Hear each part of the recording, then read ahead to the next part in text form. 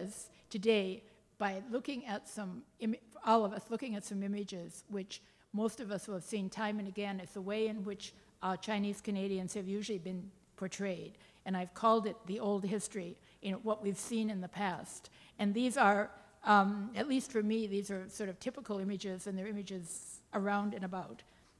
First, I wanted to start out with an important reminder, which is that the Chinese population in British Columbia was for a long time dominantly male. And I think one realizes that. And so when we look at the images, we see it more vividly.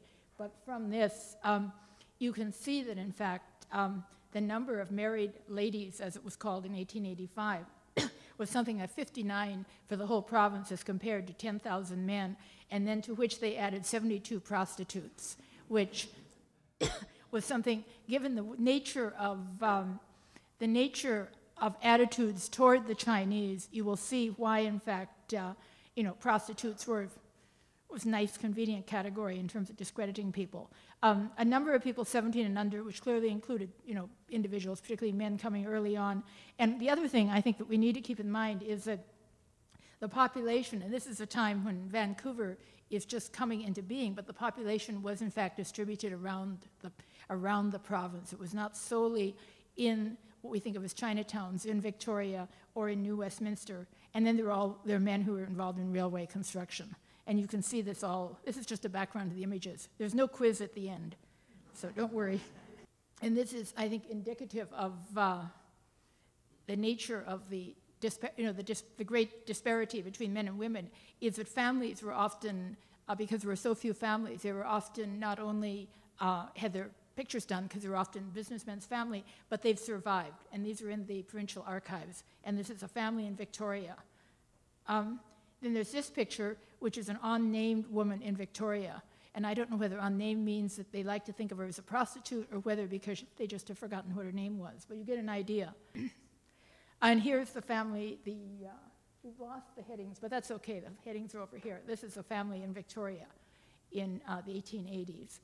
And again, it survives probably because it is a family and there were so few families, so it was considered to be exceptional.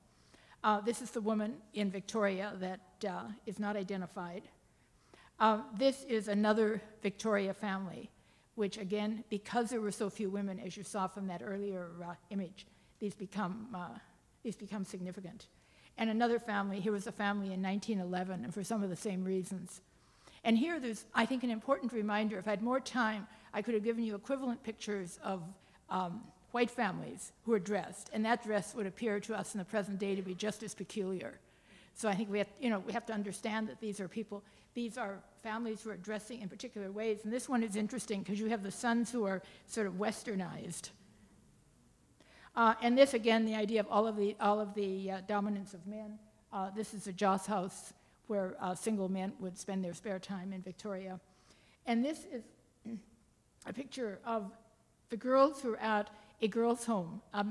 Christian missionaries got very keen very early on the Chinese, and were convinced that all of these young women, there were all kinds of young women coming to Victoria to be trained, be prepared to be prostitutes. And they established a rescue home, and here it's called rescued slaves. And they would pick up young women or teenage girls that they found on the streets and literally physically drag them into the home. And this is a picture sort of which was done in the newspaper.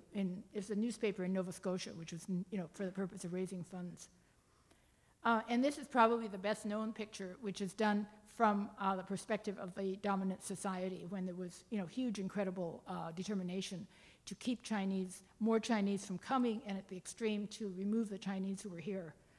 And this is the second set of pictures in terms of the old history, and these are ones which are more realistic in the sense that they're about business life. What were these people doing apart from posing in pictures? And this is from Victoria Businesses in 1890 in the Chinese area of Victoria. And then here you have an early family in Vancouver who are running a laundry. And you have a market gardener from the early time period. And you have someone who's essentially a salesman, a door-to-door salesman, which I grew up with where I grew up with door-to-door salesmen. But This is the Chinese version of it. And another one, which comes again. These are all in, and I chose these from the provincial archives because you can go online and see them for yourself. These are railway workers in Kamloops.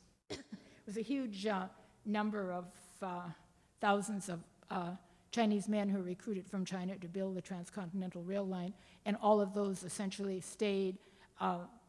One story has them being promised transportation back home. It wasn't provided, and so they were sort of abandoned wherever they happened to be, whatever small town it was. But it was mainly in British Columbia that they worked. And then you had all of the men who were miners, which you saw in that first picture. And if you go back full circle, this is a picture of a miner who came in 1871, and the picture was taken in 1912, 1913. And it was taken, obviously, to emphasize the fact that he was a single, solitary, unmarried male. And this is a cook in Barkerville in 1916. And again, this tells you about their role in the economy. And one of the as many of you know, one of the best, most accurate depictors of Chinese Canadians was C.D. Howe, who was settled, a Chinese man. This is his self-portrait. It was settled in Barkerville in the beginning of the 20th century. And his pictures were characterized by, first of all, a calendar in the background very often, because these were going to be sent home to China. And so they'd know the day when it was taken, and it wasn't if the person actually existed on that day.